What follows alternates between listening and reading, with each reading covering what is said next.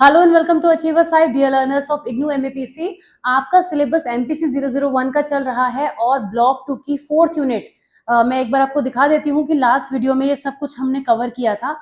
ये सब कुछ मैंने आपको पढ़ा दिया था क्रिएटिविटी से रिलेटेड। और मैंने जो लास्ट वीडियो में आपको एक बात भी बोली थी शुरुआत में कि ये जो हमारा पूरा यूनिट है वो 2 पार्ट में डिवाइडेड है, क्रिएटिविटी और प्रॉब्लम सॉल्विंग में। तो कोशिश तो ये थी मेरी लास्ट वीडियो में कि मैं क्रिएटिविटी को एक ही वीडियो में कवर कर सकूं, लेकिन अनफॉर्चुनेटली ये हो नहीं पाया ड्यू टू द फैक्ट कि थोड़ी सी तो मेरी तबीयत ठीक नहीं है और जिसकी वजह से ब्रीदिंग एबनॉर्मल होने की वजह से मैं इतना ज्यादा डिटेल में उसको नहीं कवर कर पाई और टाइम थोड़ा ज्यादा हो गया था। तो आज मैं इसमें बची हुई चीजें जो क्रिएटिविटी की हैं, stages of creativity, creativity and intelligence और मेजरमेंट ऑफ क्रिएटिविटी को लेने वाली हूँ इसी वीडियो में।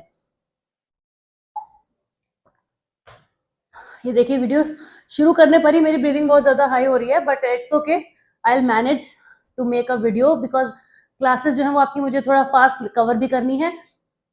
मैंने आपको लास्ट वीडियो में बताया था कि investment and conflict theory of creativity 10 marker में इंपॉर्टेंट है, तो ये आपने लास्ट वीडियो में देख ली होगी, है ना। 10 मार्क्स में ये पूछी जाती है। आज के वीडियो में हम stages, creativity, intelligence, measurement of creativity की बात करेंगे, जिसमें ये दोनों है, ये दोनों 6 मार्क्स में पूछे जाते हैं ज्यादातर। इसको आप यूज करेंगे एज अ कंटेंट की कहाँ आप फिट कर सकते हैं, लेकिन स्टेजेस और क्रिएटिविटी इंटेलिजेंस आपका पूछा जाता है 6 मार्कर वाले, यानी बी सेक्शन में पूछा जाता है। तो चलिए फटाफट से हम क्लास को शुरू कर लेते हैं। टेलीग्राम चैनल पे आप जुड़े ही होंगे आई एम श्योर, और अगर नहीं जुड़े हैं तो नीचे दिए गए लिंक से आप जुड़ सकते हैं, डिस्क्रिप्शन में जाके सब कुछ मिलेगा। ये वीडियो में मैंने लास्ट वीडियो में सब कुछ एक्सप्लेन कर दिया है आपको, आज तक हमने बात कर ली थी। अब आज का मेन टॉपिक हमारा पहले तो स्टेजेस ऑफ क्रिएटिविटी रहेगा, तो आइए इसकी बात करते हैं, क्योंकि ये काफी ठीक ठाक टॉपिक है, मतलब पूछा जाता है एग्जाम में, पूछा गया है एक आध बार, और ऐसा है आपने एक बार समझ लिया ना तो आप अपने आप भी लिख सकते हैं। क्रिएटिविटी के बारे में एक खास बात यह है कि यहाँ पे अपने हिसाब से अपना कंटेंट लिख सकते हैं, बट कोर बात आपको पता होनी चाहिए। जैसे 4 स्टेजेस होती हैं, तो अब ये नहीं आप अपने मन से 7-8 लिखा है, इतना नहीं मन का करना है, मन का बस उतना ही करना है जितना करने से हमारा काम चल जाए। थोड़ा एग्जाम्पल्स वगैरह की बात मैं कर रही हूँ, ओके। तो सबसे पहले क्रिएटिविटी की स्टेजेस के बारे में ग्राहम वॉल्स ने बात की थी, जिन्होंने 4 स्टेप्स के बारे में बात करी है कि 4 स्टेजेस में चलती है।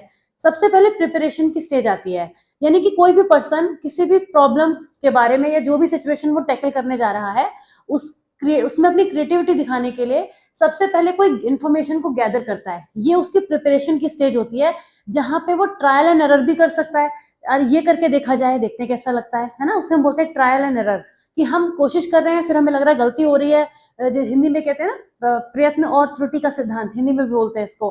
तो सब्जेक्ट को एडवाइस किया जाता है कि वो जितनी भी ज्यादा से ज्यादा उस पर ट्रायल कर सकता है वो करे। इससे क्या होगा, वो एक अच्छे सोल्यूशन की तरफ पहुंचेगा।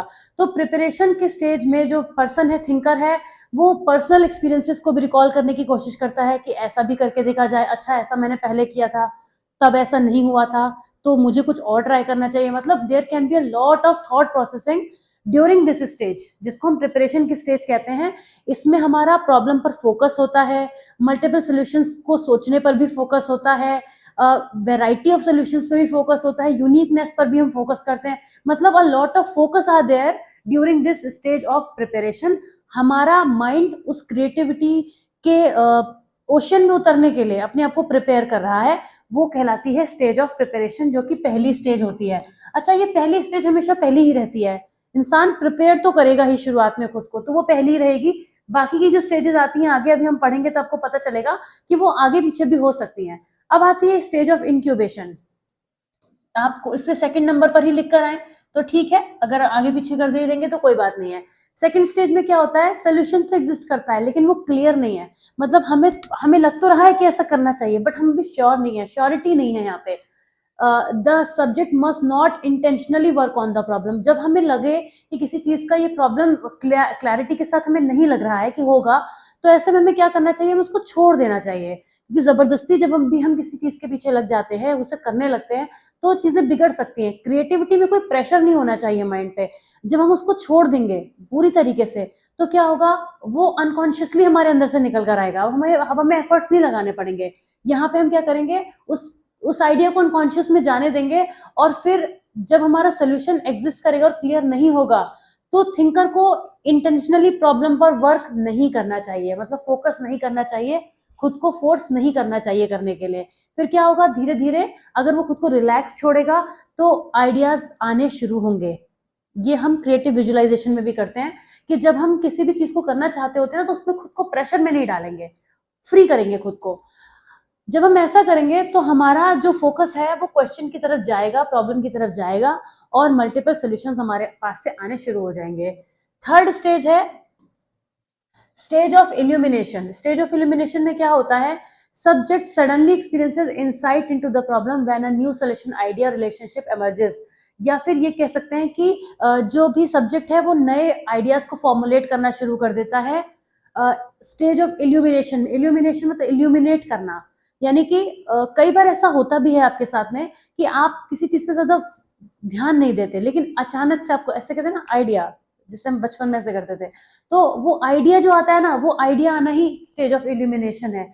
कि जब हमने खुद को फ्री किया तो हमारा इंसाइट हमें अलाउ करता है कि ऐसा करना चाहिए, ऐसा अच्छा लगेगा। किसी भी चीज को जब आप कुछ करने जा रहे होते हैं काम को, और उसमें कुछ क्रिएटिविटी से करने जा रहे होते हैं, तो आपका माइंड आपको एक चीज की गट फीलिंग देता है कि ऐसा करके देखेंगे तो शायद बहुत बढ़िया होगा। तो वो जो एक स्ट्रॉन्ग अंदर से डिजायर आ रही है ना, स्ट्रॉन्ग कमिटमेंट आ रहा है, कॉन्फिडेंस आ रहा है कि हाँ यार ये तो अच्छा ही होगा पक्का, वही है स्टेज ऑफ इल्यूमिनेशन। जहां पर हम कॉन्फिडेंटली, चीज अभी हमने शुरू नहीं करी है, हमारे सामने कुछ नहीं आया, लेकिन कॉन्फिडेंस पूरा आ गया है, वही कहलाता है स्टेज ऑफ इल्यूमिनेशन।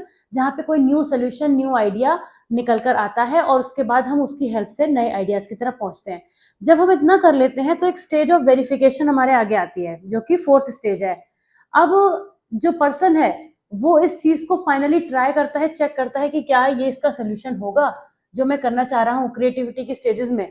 तो इस स्टेज में हो सकता है कुछ मॉडिफाई उसे करना पड़े, हो सकता है कुछ चीजें उसको लगे कि नहीं नहीं इसको बदल देना चाहिए, कुछ चेंजेस उसे करने पड़े। लेकिन जो ये फाइनल स्टेज होती है, यहाँ पे जो थिंकर है वो कुछ भी मॉडिफिकेशन करके, कुछ भी चेंजेस करके अपने फाइनल स्टेज तक पहुंचने की पूरी कोशिश करता है। और इसी से उसका जो क्रिएटिविटी है जो उसने दिखाई है उस चीज में, वो साफ साफ नजर आने लगती है। तो यहाँ पे हो सकता है कुछ ऐड सब्ट्रैक्ट करना पड़े, पहले के कॉन्सेप्ट्स को बदलना पड़े, रिव्यू करना पड़े। वेरिफिकेशन का मतलब यही होता है, हम वेरीफाई तभी करते हैं जब 100% श्योर हो जाते हैं कि हाँ भाई ये चीज अब सही है, अब फाइनली से कर देना चाहिए, है ना। तो स्टेज ऑफ वेरिफिकेशन होती है। अब कुछ केसेस में क्या हो सकता है, ये स्टेजेस जो है वो डिफरेंट ऑर्डर में नजर आ सकती हैं, या कोई स्टेज किसी के संग कंबाइंड हो सकती है। अच्छा, कंबाइंड होने वाली स्टेज कौन सी है? कंबाइंड होने वाली स्टेजेस आपको इंक्यूबेशन और इल्यूमिनेशन लगी होंगी, कि इंक्यूबेशन में हमने खुद को बहुत रिलैक्स कर दिया और आइडिया निकल कर आए, और वहां हो सकता है वो आइडियाज हमारी इनसाइट से निकल कर आए। तो ये दो चीजें यहाँ पे कनेक्ट हो सकती हैं। तो जो ये बात कह रहे हैं कि आपको कुछ स्टेजेस यहाँ पे जुड़ी हुई लग सकती हैं, है ना, वो हो सकती है प्रिपरेशन और नेक्स्ट स्टेज इंक्यूबेशन भी हो सकती हैं कंबाइन होके। लेकिन अल्टीमेटली ये स्टेजेस होती हैं जिनके थ्रू एक पर्सन जाता है, और अल्टीमेटली वो आपको एक क्रिएटिव आइडियाज की तरफ लेकर चलता है। आते हैं क्रिएटिविटी और इंटेलिजेंस की तरफ। क्रिएटिविटी और इंटेलिजेंस का बड़ा ही अच्छा रिलेशनशिप है आपस में, क्योंकि इनके ऊपर बहुत सारी बात हुई है, क्रिएटिविटी और इंटेलिजेंस। अगर आप यहाँ से इस स्टडी को पढ़ेंगे तो वेल एंड गुड है, अदरवाइज अगर आप चाहें तो थोड़ा सा क्लास 12th की मैं आपको एनसीईआरटी की तरफ लेके जाऊंगी। मैं आपको गाइड करती रहती हूँ बीच बीच में कि आपको कहाँ पर से कौन सा टॉपिक पढ़ना चाहिए। एक बार अगर आपने वो वाला कंटेंट पढ़ लिया ना एनसीईआरटी का, अगर ये लैंग्वेज आपको डिफिकल्ट लगे, वैसे लैंग्वेज डिफिकल्ट तो है नहीं यहाँ पे, सच बात तो यही है कि लैंग्वेज बिल्कुल डिफिकल्ट नहीं है यहाँ पे इस वाले पोर्शन में, लेकिन फिर भी आप क्लास 12 की एनसीईआरटी का चैप्टर 1 जब उठाएंगे ना, variation in psychological attribute chapter का नाम है, और उसका एंड वाला पार्ट इंटेलिजेंस और क्रिएटिविटी के ऊपर 2-4 पैराग्राफ हैं बड़े बड़े। एक बार आपने उनको इतनी सिंपलेस्ट बच्चों वाली लैंग्वेज है वो एकदम, उसको जब आपने पढ़ लिया ना, तो मैं 100% गारंटी से कह सकती हूँ 6 मार्कर का आंसर तो आप वहीं से लिख के आ जाएंगे, इतने अच्छे तरीके से वहां पे एक्सप्लेन किया हुआ है।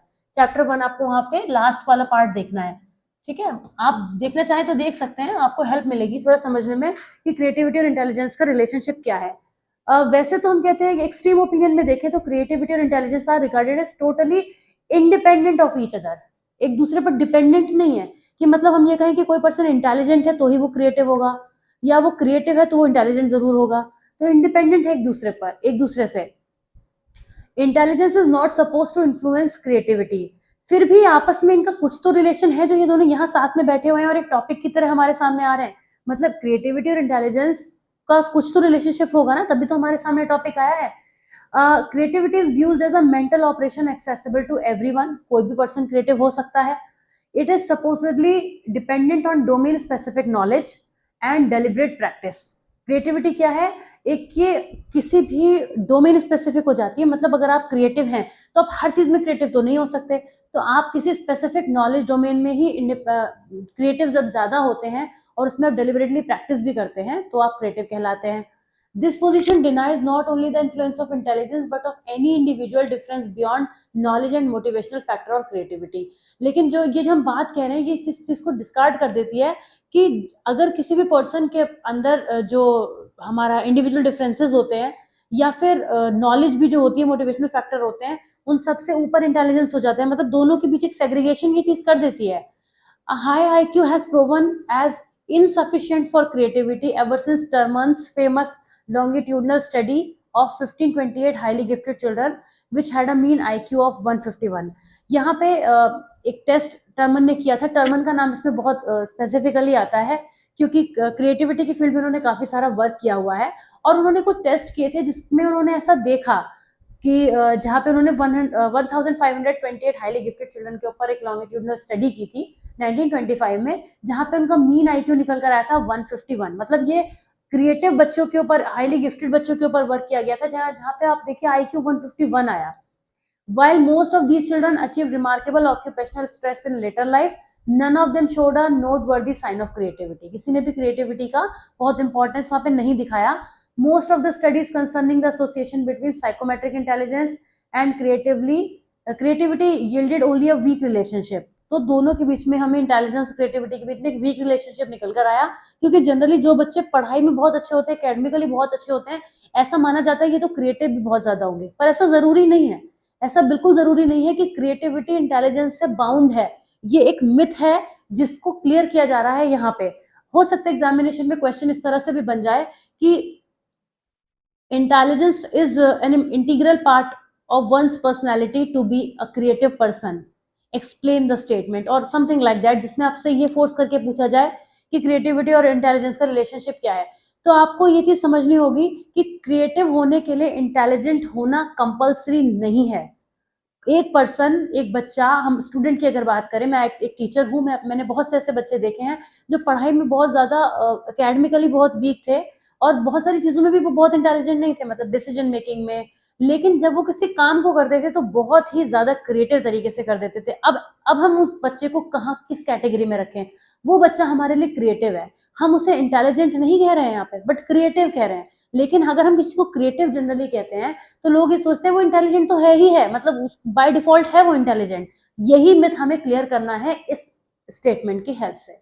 ओके, तो यहाँ पे बहुत सारे इस तरीके के एक्सपेरिमेंट्स किए गए जिसमें गिलफर्ड ने भी अपना एक कॉन्सेप्ट दिया और हेयस ने भी अपना एक्सपेरिमेंट दिया, जिसमें ये क्रिएटिविटी और इंटेलिजेंस के बीच में जितने भी डाउट थे उनको क्लियर करने की कोशिश की गई. और मैं आपसे फिर वही चीज कहूंगी कि और थोड़ा सा अच्छे से पढ़ने के लिए आप यहाँ चले जाइएगा. मेरा कहना इतना सा मान लीजिएगा, आप पूरा वीडियो देखते हैं इतनी मेहनत करके, और अगर यहाँ तक आप आए हैं इस वीडियो को देखने के लिए तो इतनी एफर्ट जरूर करिएगा, आपको बहुत हेल्प मिलेगी. अगर अभी ये सोच के परेशान है कि इसकी बुक कहाँ से लाएं, तो टेलीग्राम चैनल पे आपको बुक्स मिलेंगी, उनको तो ऐसे भी डाउनलोड करके आप रखिए, मैं बीच बीच में आपको आइडियाज देती रहती हूँ. क्रिएटिविटी के मेजरमेंट की बात करते हैं. मेरे ख्याल से ये आज की वीडियो का लास्ट टॉपिक होना चाहिए. यस, ये हमारे वीडियो का लास्ट टॉपिक है और मेरे ख्याल से वीडियो ज्यादा लंबा हुआ नहीं होगा. वैसे मुझे पता नहीं चलता है कि वीडियो कितना लंबा हो गया, मैं एक बार एक्सप्लेनेशन शुरू कर देती हूँ तो घड़ी की तरफ भी नहीं देखती हूँ.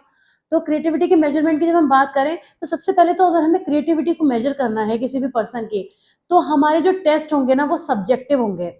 ओपन एंडेड क्वेश्चन आयर का हमें यूज करना होगा, क्योंकि अगर हमने किसी पर्सन को ट्रू फॉल्स, यस नो, इस तरह के स्टेटमेंट के थ्रू जज करने की हम कोशिश कर रहे हैं, मल्टीपल चॉइस क्वेश्चन दे रहे हैं, तो हमने एक लिमिट बनाई है, उसमें हमने उसे सेट कर दिया. क्या पता वो आउट ऑफ द बॉक्स सोच रहा हो, जो 4 ऑप्शन मैंने उस क्वेश्चन आयर में दिए हैं वो तो उसकी लिस्ट में ही नहीं है, वो उससे भी अलग कुछ सोच रहा है. तो क्रिएटिविटी के लिए हमेशा सब्जेक्टिव क्वेश्चन आयर होते हैं, ओपन एंडेड क्वेश्चन आयर होते हैं, जहां पे पर्सन अपनी क्रिएटिविटी को डिटेल में दिखा सके. बट क्वेश्चन आयर का मतलब ये नहीं कि क्वेश्चन और आंसर लिखने होते हैं. That can be a performance test. हो सकता है हम बच्चे के सामने या पर्सन के सामने हमने क्ले रख दिया, ऑलराइट, अब ये परफॉर्मेंस टेस्ट है कि हमने क्ले रख दिया है खूब सारा और कहा कि इससे आपको कुछ भी बनाना है. अब क्ले का बेस्ट यूज करना है, बनाना है भी छोड़िए, क्ले से तो कुछ बनाएगा इंसान, हमने कहा क्ले का बेस्ट यूज करना है.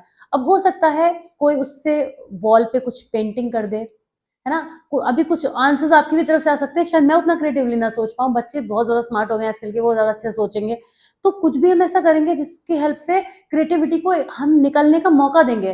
तो जब मेजरमेंट होता है क्रिएटिविटी का, तो बहुत सारे टेस्ट बनाए गए हैं, कुछ टेस्ट के नाम यहाँ पे दिए गए हैं। Torrance test of creative thinking, मैंने आपको भी बोला था कि ये टॉरेंस के अकॉर्डिंग आपने अंडरस्टैंड भी किया था, तो टॉरेंस का नाम यहाँ पे आता है। और इसके अलावा Wallach and Kogan test, Guilford battery, आज ये नाम ना आपको थोड़ा याद रखने पड़ेंगे। ये एक चीज है कि आपको ध्यान रखने पड़ेंगे जब आपको क्रिएटिविटी के टेस्ट के बारे में, जितनी बातें मैं बोल रही हूँ वो तो आप लिख ही सकते हैं ऑफ कोर्स, लेकिन स्पेसिफिकली टीटीसीटी टेस्ट के बारे में यहाँ पे हम थोड़ा ज्यादा बात करेंगे। Torrance test of creative thinking, ये किस तरह से चीजों को मेजर करता है और इसमें क्या क्या चीजें होती हैं, इसको भी फटाफट से समझ लेते हैं। ये जो टेस्ट है वो 30 से ज्यादा लैंग्वेजेस में ट्रांसलेट किया गया है। एक खास बात इसके बारे में हमें यहाँ पे ये भी पता चलती है। और ये गिलफर्ड का जो SOI मॉडल है, आपने पढ़ा है 3D मॉडल, उस पर भी बेस्ड है।